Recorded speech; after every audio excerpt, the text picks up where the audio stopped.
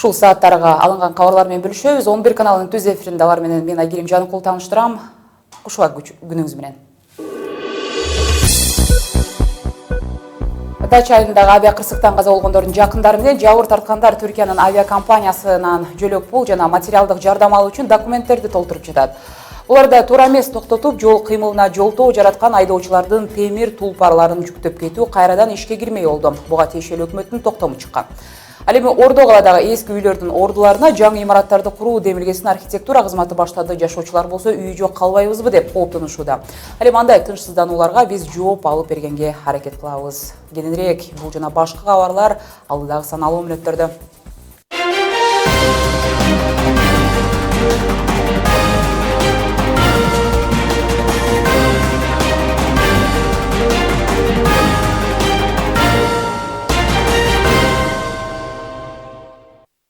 Олу Кыргызстандын өзүндө болуп жаткан кабарлардан Дача айылындагы авиа кырсыктан каза болгондордун жакындары менен жабыр тарткандар Түркиянын авиакомпаниясынан жөлөк пул жана материалдык жардам алуу үчүн документтер толтуруп жатышат. Бул тууралуу өкмөттүн маалымат кызматы билдирди. Жөлөк пул алчу жарандар менен мамлекеттик нотариус иштөөдө. 2017 жылдын 16 январында Чүй облусунда катталган Boeing 747 авиа кырсыгынан каза болгондордун жана жабыркагандардын жакын туугандары учурда Түркиянын ACT Airlines компаниясына таандык болгон учак кырсыкка учурагандыктан компенсация жана материалдык жардам алуу үчүн документтерди даярдашууда. Каза болгондордун жана жабыркагандардын жакындары менен мамлекеттик нотариус иш алып барып, компенсациялардын деталдарын тактоо иштери жүргүзүүдө. Ал эми өзгөчө кырдаалдар министрлигинин маалыматына таянсак, калктан атайын эсепке 100 миллион сомдон ашык каражат чогулду. Белгилей кетсек, 16 январда эртең менен Манас аэропортуна жакын жердеги Дача суу айылына жүк ташуучу Boeing 747 учагы кулап, 39 кишинин өмүрүн алган болчу. Кырсыктын чоо жайын КМШнын мамлекеттер аралык авиациялык комитети иликтөөсүн улантып жатат. Бул маалда кайрадан туура эмес токтоткон шаарыктардын автоунааларын расмий түрдө айып пул салуу аракеттери башталды. Буга байланыштуу өкмөттүн тиешелүү токтому жарыяланды. Туура бир жумадан соң транспорттун тыюу салган жерге токтотулушун маи кызматкерлери көзөмөлдөмөй болушту. Кесиптешим Мирлан Айталы айып пулдар канча өлчөмдө болорун жана буга карата кандай даярдыктар жүрүп жатканы туурасында маалымат бермекчи. Мирлан, адегенде ушул долбоор тууралуу кененирээк айтып берсеңиз, качан ишке киргизет экен, анан жанагындай көзөмөл кандай аракеттер менен коштолот экен? Саламатсызбы Айгерим. Ооба, бул долбоор туура бир жыл мурун 2016 жылы эле ИИМ тарабынан кол коюлган экен. Мына туура бир жылдан кийин өкмөттүн кошуп алуусунан кийин акырындап соңундагы такталган баягы долбоорго кол коюлду. Негизинен эми эвакуациянын баягы эрежелерине токтоло кетсем, эң башкысы бул автоунаанын ээси ошо эвакуация белгиси турган жердин астына келип токтобош керек да. Токтогон күндө дагы эгер машинесинин ичинде болбосо, автоунаанын ээси же жакын аралыкта болбосо, албетте эвакуация келип машинени жүктөп айып жайга алып кетишет. Экинчиси бул алып кетерден мурда ошол автоунааны эшиктерин жаап, багаж эшиктерин, моторду жапкан жапкычты атайын жабдыктар менен жаап, айып жайга алып кетишет. Андан тышкары ордунан тиешелүү кагаздар толтурулуп, ошол эле жерге маалымат катары кайсы айып жайга алынып кеткени жана телефон номерлары калтырылып кетет экен. Негизи азыркы божомолдоп, ИИМ божомолдоп жатканына караганда жеңил машинелерге кеткен чыгымдын баасы 1,5 миң сомдун тегерегинде болот. Ал эми жүк ташуучу машинелерге болсо 3,5 миңден 5,5 миңге чейин болот. Ушул баалар такталып, чыгымдардын баары такталып бүткөндөн кийин ИИМдин билдирүүсүнө караганда кайсы компания ушу эвакуация менен иш алып барышат, ошол тууралуу тендер жарыяланат экен. Бирок негизи айдоочулардын өздөрүнүн пикири кандай экен, аларды угууга мүмкүн болду. Негизи социалдык тармактарда дагы албетте мындай маселелер дароо эле талкууну жаратчу эле да.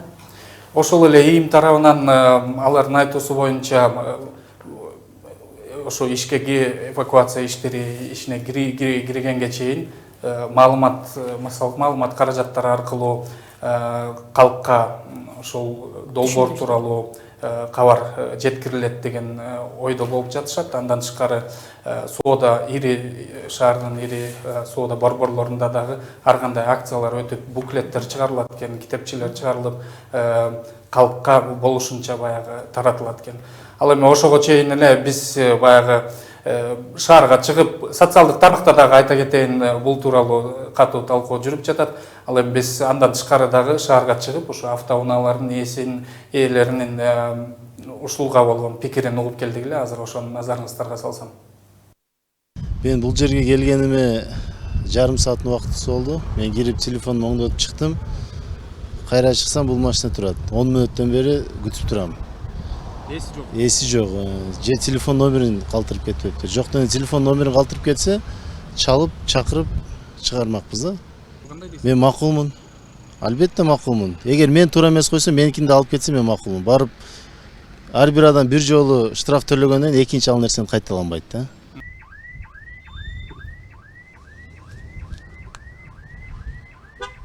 Болду мен чыккан. 10 мүнөт эмес, 2 мүнөт болду. Кандай мындай туура эмес турганыңыз эмне себептен ушундай туруп атасыз? Телефонуңузду жазып койсоңуз, жакшы болмок. Иә. Күтүп кетебиз бизде да. күтүп турат. Сиздин Болду эми. машинаңыз эме эмес да, отурсам. Эмне болду эми? Айтсаңыз эмне койдук? Место жок үчүн коёдум да. Эгер эвакуатор менен алып кетсе кандай эмне Алып кылмак? кетсем штрафын төлөйбүз да, эмне кылмак? Анан ушинтип кое бересизби? Эми шашылыш зарыл болуп калды да. Эми бул деле киши шашып Болду атпайбы? эми, ооба болду. Туура эмес алып кеткени, туура эмес. Неге? Эми азыркы эле машинаны туура эмес койгондо коюп турган жер жок болсо каяка коюшат. Өзү токтотуп коюп алып кетиш керек да. Токтотуп коюп ушундай бирөө мешать этсе туурабы? Эвакуатор алып кетиш керек, э? Алып кетиш керек. Анан токтотуп коюп кетип калдызачы. Жок, маселен машина көп. Биринчиден маселен машина койгонго орун кылса, анан ташып берсе макулбуз. Парковочный место жок да. Ошону биринчи кылып анан ачкандан ташып берсе бир жөн. Азыр кайсы магазинге барба, орун жок. Анан радио каяка коесуң?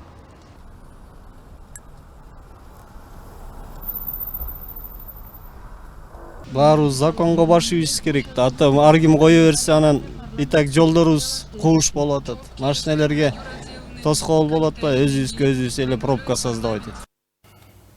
Берлан, негизи буга чейин ушул эвакуатор машиналары жүктөп келип жатканда дагы көп эле нааразычылыктар болгон. Себеби деген буга чейин бул ишке ашып, андан кийин токтотулуп жана нааразычылыктардан кийин андан ары улантылбай калганда негизи кандай кемчиликтери туурасында айтылып жатат? Мисалы, юридикалык жактан жарандардын ушундай автоунааларын жүктөп келип жатканда азыр эле жана жогоруда айтып өттүбүз, тендер өткөрүлүп, андан кийин жанагындай фирмалар аныкталат экен деп.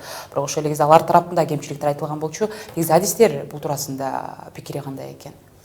Азырынча жергиликтүү юристтер бул долбоорго карата бир аз баа бериштен бир аз эрте деген пикирлерин билдирип жатышат. Анткени адаттагыдай эле баягы Кыргызстандын жаңы бир нерсе келсе, буну баягы Казакстандан же Россиядан, Орусиядан, башка жактардан алган го деп ошондой бир пикирлер дагы калууда. Биз бир юрист менен сүйлөшүп көрдүк эле телефон аркылуу, ошону назарыңыздарга салайын. Мыйзам бар. Гаилердин өз мыйзамы бар. Кимдер тиги ошондой нарушение кылса, башка жерге парковка койсо, анын өзүнүн кандидаты болуш керек. Өз мыйзамдар бар. Чөөрүп жаткан апасын алып кетем деп кире калса, ошого парковка жасаганга болбойт, макул. Кире калып апасын алып чыккыча машинесин алып кетип калды. Мындай деген бул Валдемеде көп ситуациялар бар да. Ошон үчүн мен ойлойм, бул бирөөнүн кызыктуу үчүн чөтөг үчүн эле жасалып жаткан мыйзам. Бирок негизи жогоруда айтып өттүңүз, учурда жанагындай атайын маалымдамалар берилип, дагы шаардыктарга түшүндүрүү иштери жүргүзүлөт деп, бирок буга толук кандуу ишке ашышына канча убакыт дейт? Менимче бир жума деп айтып жатышкан эле, бирок бул убакыт дагы аздык кылат го дейм. Негизинен кошумчалап кетейин, бул долбоордун ишке киришине өкмөт тарабынан Ички иштер министрлигине 24 майга чейин ушул иштерди бүтүрүп, 24 майдан баштап иштерди баштагыла деген тапшырма берилиптир. Ошондон улам 24 майдан кийин биз Бишкек шаарынын көчөлөрүндө ошондой эвакуаторлордун жүктөп кетип аткан, автоунаалар жүктөп кетип аткан жагдайларын көрүп калышыбыз ыктымал. Демек шаардыктар туура түшүнүшсө болот экен да. Рахмат, Мирлан. Беспеши Мирлан айталы, тура эмес жерге токтотулган автоунаалар үчүн кайрадан жоопкерчиликке тартуу боюнча ишке аша турган өкмөттүн аракеттери тууралуу айтып берди. Берип улантабыз. Үй бүлөдөгү зордук, зомбулукту токтотууга багытталган мыйзам долбоорун парламент 3 жума мурун кабыл алган болчу. Эми документке президенттин кол коюусу күтүлүүдө. Бүгүн укук коргоочулар болсо жыйын өткөрүшүп аталган маселени талкуулашты. Алардын айтымында мыйзам долбоору үй бүлөдө болгон уруш талаш, зомбулук оңдуу окуяларга тиешелүү мамлекеттик органдардын тезинен чара көрүүсү керектиги жана алардын укугун коргоосу керек деп белгиленген. Азыр болсо милиция жабырланган адам арыз жазмайынча ишти карабай жатканы бул көйгөйдүн кайталануусуна алып келип жатышат дешет. Мамлекеттик деңгээлде жанагындай кризистик акыбалда алдын алуу, анан бул жерде жанагы эме зордук зомбулук болгон адамдарга жардам берүү да. Ошол жерде психологиялык жардам ошол кирет да. Анан дагы мындай бир каршы болгон адамдарды эме кылат деп айтышты да. Мындай уголовный эмеде кылмыш жаза кодексинде эмелер бар да. Эгерде урса, жанагындай кол көтөрсө, эметсе ошондо бар, ошол жерде эле жазылып турбайбы дейт да. Бирок бул жок, анан бул эми өзүнчө закон да. Учурдагы мыйзамда үй бүлөдөгү бирөөнүн укугун басмырлаган адамды кармоонун эки түрү болот. Биринчиси убактылуу гана болсо, экинчиси соттук териштирүү болгонго чейин камакта болмокчу. Тактап айтканда, арызданган тараптын каалоосу менен кармалган адам 15 күнгө камалат, экинчиси болсо соттун чечимине жараша 6 айга чейин эркиндикке чыкпайт. Бирок укук коргоочулардын айтымында 15 жылдан бери мындай зомбулуктун айынан айыпталган адамдар аягына чейин кылмыш жоопкерчилигине тартылбай калып келүүдө. Эми күчүнө кириш керек болгон документте жабырлануучу адамдын коопсуздугуна кепилдик берүү жагы да каралган. Маалыматтарга караганда үй бүлөлүк зомбулукка көбүнчө аял кишилер туш келишет. Статистика боюнча аялдардын укугун коргогон Сезим кризистик борборунда мурдагы жылы 2000ден ашуун айымдар кайрылышып, жолдошу же тууган уруктары тарабынан запкы жеген айтып качып келишкен. Жаңылыктарды улантабыз. Эми парламент дуалында көтөрүлүп жаткан маселелерден жаңы төрөлгөн ымыркайларга 3 жашынан тарта мамлекеттик жөлөк пул төлөп берүүгө милдеттендириши боюнча демилгени айрым депутаттар көтөрүшүүдө. Учурда аталган маселе коомдук талкууга коюлду. Демилгечилердин айтымында бул мамлекет берген жөлөк пулдун бир түрү эле болуп эсептелет. Азыркы мыйзамдар боюнча үй бүлөдө болуп жаткан каражаттарды кыскартуу, финансылык абалын эске алганда мамлекет жетиштүү колдоо көрсөтө албай жатат дешет. Ушундан улам колдоо иретинде мамлекеттик казнадан сүйүнчү катары кошумча жөлөк пул төлөп берүү тууралуу болор айтылууда. Мыйзам долбооруна жазылганда ымыркай туулганына сүйүнчү пул берүү мындан тышкары 3 баладан көп болгон үй бүлөнүн бөбөктөрүнө карата 16 жашка чейин мамлекеттен акчалай колдоо алып турат деп жазылат аталган мыйзам долбоордо. Бишкектин өзүндө болуп жаткан жаңылыктар улантабыз. Ушул жылы шаардагы Лев Толстой көчөсүндө курулуш жаатында көптөгөн иштер жасалат. Бишкектин батыш тарабында бир катар курулуш компаниялар 3 кабаттуу эски имараттарды сүрүп салып, комплекс курууну пландаштырып жатыптыр. Алынып салынбай болгон ал турак үйлөр 70-жылдары салынган. Анткени менен тургундар үй жайсыз калбайбызбы дешип кооптонушууда. Бул маселенин эки тарабын билүү үчүн биз Бишкектин архитектура башкармалыгынын өкүлү Жыргалбек Асаналиевден сурайлык деп 11 каналына чакырган элек. Жыргалбек мырза, куш келипсиз. Адегенде эле ушул жогоруда мен айтып өткөн маалымат туурасында айта кетейин. Себеби дегенде шаардык тургундар дагы жанагындай мен айткандай коопсуздануусуларын билдирип жатышыптыр. Негизи эле ошол эмне болгон комплекс курулганы жатат. Анын курулушун кандай компаниялар жүргүзгөнү жатат. Ошол эле учурда жашоочулардын турак үйү кандайча алмашкана жатат жана башка. Эми бул биринчи жолу ушундай бир чоң баягы иш жүргөнү турат. Анткени Бишкек курулуш фирмасы көптөн бери биздин шаар ушундай комплектүү түрдө курулуш болсо деп санап жүрдүк эле. Ошол санаган баягы тилек аткарылган турат. Ошо Бишкек курулуш ошол жердеги кварталды алып, бул Фатьянова көчөсү менен Лев Толстой тиги түндүк жагынан чыгыш жагына Тыныстанова жана түштүк жагынан Югдуба деген микрорайон менен чектелген территория болуп эсептелет. Ал жерде мурунтан илгертен курулган курулуш бар. Бул мурунку кылымдагы айтканда 100 жылдыкта курулган 50-60 жылдарда курулган 2 этаж, 3 этаж курулуш немелери бар. Ошолорду баарын алып салып, анын ордуна Бишкек курулуш бүгүн өзүндө комплекс түрдө 18, 15, 10 этаждуу үйлөрдү курууну пландап жатат. Ал жерде жашаган элдердин баарын ал жерде 2 общежитие бар, 2 мындай турак жай үй бар. ошондуктан алар Бишкек курулушу биринчи түрдө ошол жанагы общежитияны куруп ошол жерде жашагандарды ошол жака которуп, үйлөр ошол баягы составында убактылуу түрдө, үйдө, да, үйлөрдүн баягы квартиралардын эмесинде карап, анын баардыгын ошол жерге пландаштырып иштер жүрүп жатат. Мүмкүн болсо уюлдук телефонуңузду басаңдап турсаңыз. Кийинки дагы бир суроо, негизи компенсация туурасында дагы сөз жүрүп жатат. Себеби дегенде баягы ошол эле ордун алмаштырып өзүн эле ошол үйдү куруп берүү, экинчиден баягы айырмачылыктарга карата дагы акча төлөнөт деп жатат. Бул жааттагы маселеси кандай чечилгенине жатат? Кийин андай бир нааразычылыктар келип чыкпайбы дегендей. Мунун баардыгы баягы закон мыйзам түрүндө каралыш керек да. Мыйзамда каралганда мунун баардыгы сүйлөшүүлөр менен эки як тараптан макулдашуулар менен иштелиш керек. Сөзсүз түрдө ар кандай жанагындай орто жолдо айырмачылык чыга турган болсо, муну ошол куруп ишти өткөрүп жаткан фирма өзүнүн эсебинен төлөп бериш керек. Негизи жашоочуларга акчадан кошумча төлөнүп берилгендиги туурасында мындай суроо бериңиз. Бирок ошол учурда негизи кала ичиндеги биринчилерден болуп салынган бир көп кабаттуу үйлөрдүн эскилиги жеткенин багы кайсы бир райондордун сыртынан деле байкоого болот да. Анткени соңку кездери Бишкекте чоң имараттар салынып баштады дегендей, анан алардын баягы фонунда бул бат эле билинип калат. Бул жаатта негизи кандай дагы пландарыңыздар бар? Азыр сиз бир мисал катары жаңадан башталган жанагы районду мисал келтирдиңиздер. Бара-бара биринчи пайда болгон Бишкектеги айрым бир райондордогу эски үйлөр деле толтура да, бул бир эле жерде эмес дегендей. Эми бизде Бишкекте бүт баардык жагында эле өзүнүн баягы бир этаж баягы усадебный үй деп коет, ушул үйлөр менен толтурат. Анан ошонун баарын бүгүнкү жанагы генпландын негизинде жана иштелип жатат. ПДП деп айтып атабыз, деталдаштырылган долбоор, ошонун негизинде курулуштар жүрүшү керек деп баарын пландашуу иштери жүрүп жатат. Так мындай кварталды алып иштеп жаткан азыр ушундай курулуштун бүт баардык пландар бүгүнкү күнү планда бар. Анын баардыгы жакында уже жарыкка чыгып, телевидениянын баягы жалпы элдин неме общественное обсуждение деп коет го, ошол коюлат да. Коомдук талкууга коюлат. Жоралбек мырза, негизи кандай максатта андай үйлөрдү жаңылууну пландап баштадыңыздар да? Ошол эле мэрия, архитектура сиздер.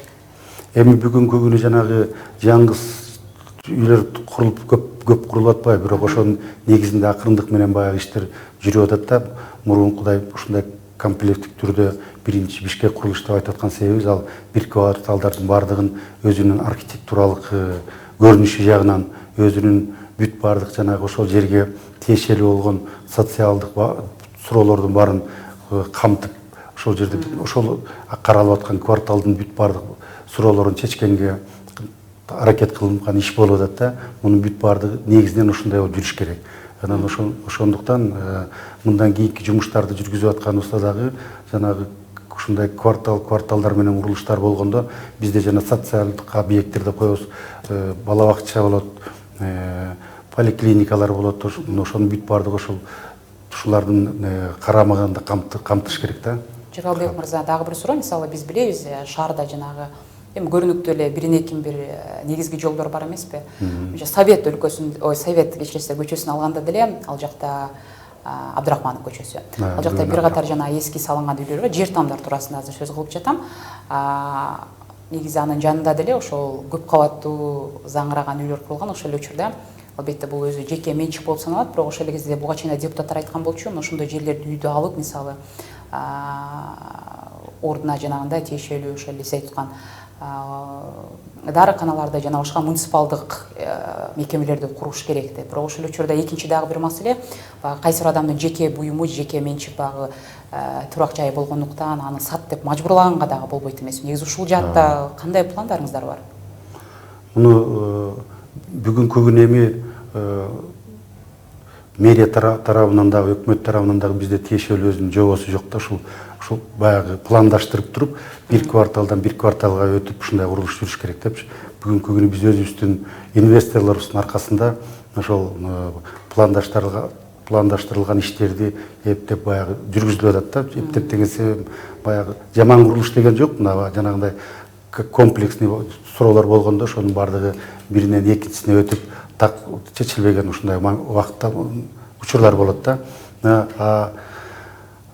бирок ошол эле жанагы менчик турак жайда турганын бүт баардыгынын ошондой эгер бизде жасалган жанагы деталдык пландаштыруу проектисинде эгер карала турган болсо, жанагы долбоор менче каалабайбы баары бир баш тартканга туура келет болсо керек же? Да, ал жерде анда ошол жерди сатып алып ушундай курам деген инвесторго айтабыз. Бул жерде ушундай каралган, ушундай объект курулуш керек деп. Бирок ошол эле учурда баасындагы асман чапчыттырган баягы көрүнүштөр да болуп келген билебиз, бирок ошентсе да бул эми биз талкуулап жаткан маселеге байланыштуу эмес. Ошентсе да мен жогорудагы бир суроого кайрадан кайрылгым келип жатат. Эгерде ошол турак жайынын ордуна жаңы имараттар курулуп, кайсы бир компания сиз айткан курулуш боюнча дагы колго ала турган болсо, алардын жанагы проектиси же болбосо инфраструктурасы, анан сапаты жагы кандай талкууланат, кийин анан жакпай калды деген сыяктуу ушундай баягы маселелер келип чыкпайбы, же алдын ала сүйлөшүлөбү? Эми негизи бул үчүн өзүнүн баягы жоболору бар да курулуштун. Ошол өзүнүн ордорду менен өтүлөт да.